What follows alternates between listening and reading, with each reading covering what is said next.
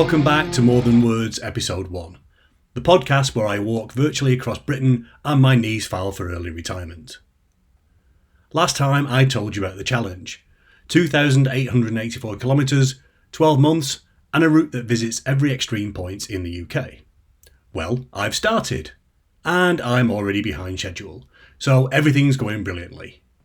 Today we're diving into Stage 1, the stretch from Skåre, Britain's northernmost village, down through the Shetland Islands to a ferry point called Ulster.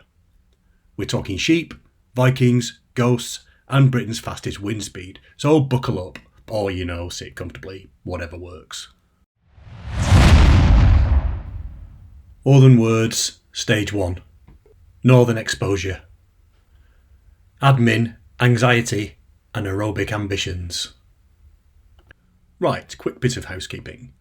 As I mentioned last time, whatever aerobic effort I put into shifting surplus timber from my newly retired frame, the distance I cover will also propel me on this virtual odyssey. The optimal plan is to hit an average of 55.5 kilometres per week. Now this is a noble ambition, but one that's likely to be derailed by holidays, impromptu outings and the unpredictable freedoms that come with no longer being gainfully employed. So expect some fluctuations, mostly downward. And to track my descent into spreadsheet-induced anxiety in real time, each episode will start with a summary of how far I've travelled and how far I've probably already fallen behind schedule. Stage 1's 55.5 kilometres started on July the 1st and I passed the target on the 8th, which is why I'm already a day behind. Tremendous start, really nailing this. For accuracy and masochism, I'm only counting distance covered during specifically tracked exercise. No glancing at my Apple Watch at the end of the day and logging casual movement. No credit for pacing to the fridge or wandering aimlessly in search of misplaced reading glasses. This is possibly catastrophically short-sighted, but true to the spirit of the endeavour. IRL. Feeling hot. In the very appropriate words of the merry men, it was unseasonably warm during the first few days of this challenge, both in Spain where I started and it topped out at 38 degrees C, or 100 degrees Fahrenheit in old money, and back home at the end of the week. I'm not sure it dipped below 25 degrees C most days, even in northwest England, which is pretty outrageous for a region that usually considers mild drizzle a seasonal highlight. Some might say that sunshine follows thunder. I say not this week, Liam. There was absolutely zero thunder, rain, or indeed a meaningful breeze on these early jaunts. Environmentally pleasant though a lot of them were, with seaside views and of course the odd beer stop. The unruly heat made me ponder about climate change a couple of times, and inevitably its ever-vocal naysayers. Beyond the obvious signs, increased drought, solid rain for half the year, and the fact that we now seem to have only 2 seasons, if 97% of experts in any field agree on something, I'm siding with them, not Frank down the pub who thinks it's all a hoax cooked up by scientists to fund a luxury lab lifestyle. You're entitled to an opinion, Frank, but do your own research and I watch some YouTube videos doesn't make you a climatologist, mate. Anyway, if you haven't gathered by now, it was hot.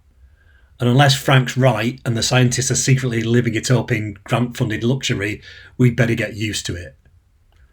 In slightly less apocalyptic news, a combination of roasting my extremities on Costa Blanca beaches and pounding some heated home pavements got me to the stage marker just shy of my target. Now, on to where that takes us on our virtual journey. Virtual Insanity Stage 1. Skåre to Ulster. We now return to our scheduled wandering. We kick off this long-distance doddering from Britain's topmost fringe. The kind of place so remote, even weather apps just shrug and say, lol, good luck.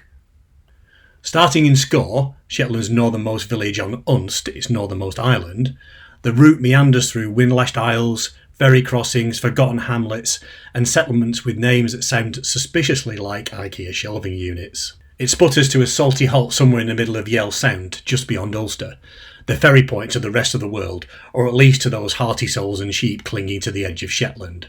It's the sort of route best tackled with thermal socks, and a healthy distrust of any path that should be fine if you've got decent boots. Skåre's the limit. Skåre is essentially a single croft and a beach, which in Shetland terms translates roughly as Views to die for, and wind that might actually do it. There's one house here and one road, and the strong possibility that you'll become part of someone else's folklore if you're not careful. You'll be unsurprised to hear that sheep comfortably outnumber humans, as they tend to in places where the Wi-Fi signal has commitment issues and the weather forecast is just a polite shrug from the Met Office. The area was once a military surveillance post, originally tracking Nazi Luftwaffe movements during World War II and later repurposed for Cold War duty.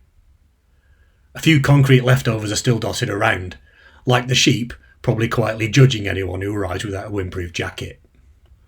Nearby, Lamberness, or Lamerness, I said I'd be terrible with these pronunciations, is home to the planned Saxe-Voorhout Space Centre, the UK's first vertical launch spaceport.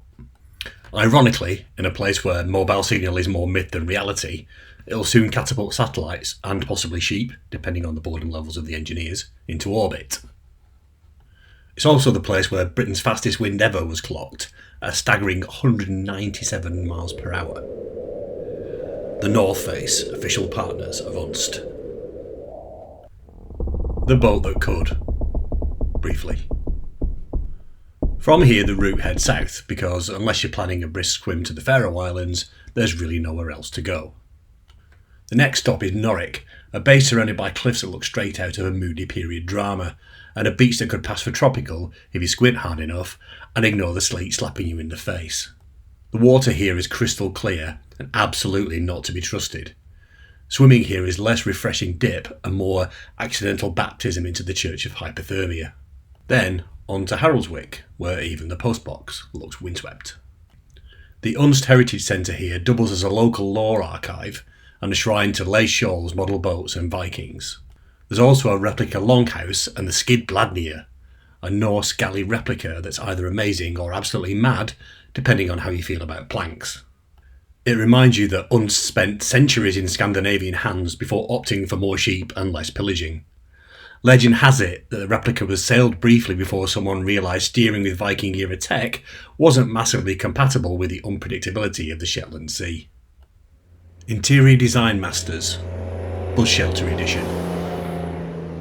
Baltersound has the honour of claiming Britain's most northerly post office, which it assumed when Haroldswick's closed in 1999 after the postmistress retired, a move so quintessentially British it probably involved a complex chain of inaction, oversight and many pots of tea. It's also home to Bobby's Bus Shelter, arguably the most overachieving bus stop in the Northern Hemisphere. What began as a humble shelter for waiting in 197 miles per hour sideways rain has evolved into a fully furnished lounge complete with armchair, bookshelf and seasonal decor that changes more often than the actual bus schedule. Named after a local lad who asked the council not to demolish it, the shelter has become a community art project, a tourist attraction and the most comfortable place to miss public transport in Britain. To round out Baltersound's trivia hat-trick, meet May Moore, Crofter's wife, accidental lifeguard and all-round Shetland legend. In 1858, while tending the family croft, May spotted a fishing boat capsize offshore. Without so much as a second thought, she tied a rope around herself, abseiled into freezing surf and hauled 2 sailors to safety, earning an R&LI medal for bravery and a permanent place in local law. Then, in a plot twist worthy of a Victorian soap opera, she was promptly evicted from her croft. Turns out, saving lives doesn't exempt you from 19th century tenancy laws. Grand Designs, Viking Gothic. After Baltersound, we shuffle past places that may or may not exist. Carlsbach, a moorland crofting hamlet, seems to apologise for being there, and may well be a cartographic prank inserted by a bored Ordnance Survey team. Uyasound perks things up a bit, once a 14th century Hanseatic trading post where passing Germans would swing by for a nice bit of dried fish and presumably a stiff breeze. It's also home to Muness Castle, the northernmost in the UK, which stands broodingly looking like it's auditioning for a Gothic miniseries. It's got battlements and shadows and the kind of atmosphere that practically demands haunted portraits and thunderclaps. Locals say the ghost of its architect, Lawrence Bruce, still stalks the halls, muttering about chimney alignment and the declining standards of stonework. Dire Straits. From there, we roll down to Belmont, a hamlet with an 18th century manor and a ferry terminal that launches across Bloomull Sound from Unst to the island of Yell. Depending on the wind, the crossing can apparently be equal parts immensely scenic and mildly terrifying. The same waters host the world's first community-owned grid-connected tidal turbine array, so whilst you're retching over the side of a ferry in a force 10, at least you can be comforted by the fact that clean energy is being generated at a hefty rate of knots. After cleaning yourself up and stepping off a ferry, you'll find that Gutcher, the other end of the crossing, consists almost entirely of the terminal and a handful of sheep. Head west and you'll reach Sellaforth, less a village, more of the polite suggestion in cartographic form, followed by Collister, which is equally unassuming but at least looks like it's filed the necessary paperwork to exist. Silence reigns here, broken only by the occasional bird call or a belligerent bar, the kind that suggests that sheep have formed a union and are currently negotiating for better grass, fewer tourists and possibly dental cover. Silence of the camps.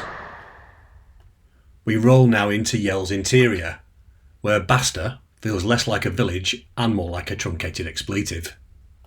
Just to the east, perched on a boot-shaped spit of land, sits Baroness Broch, a 2,000-year-old Iron Age structure that still stands over 4 metres high. With walls nearly 5 metres thick and an 18-metre diameter, it's a fine example of prehistoric architecture built for people who clearly didn't like the neighbours.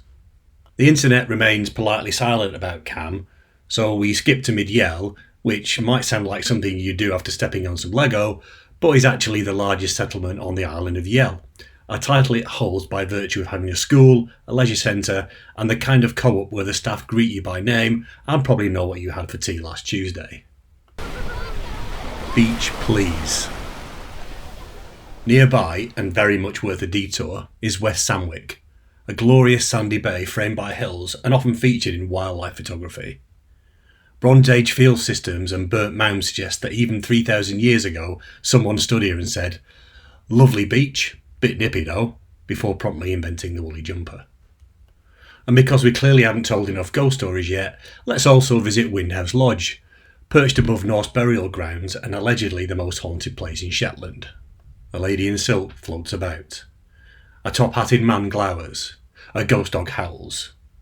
In 1880, skeletons were found under the floorboards.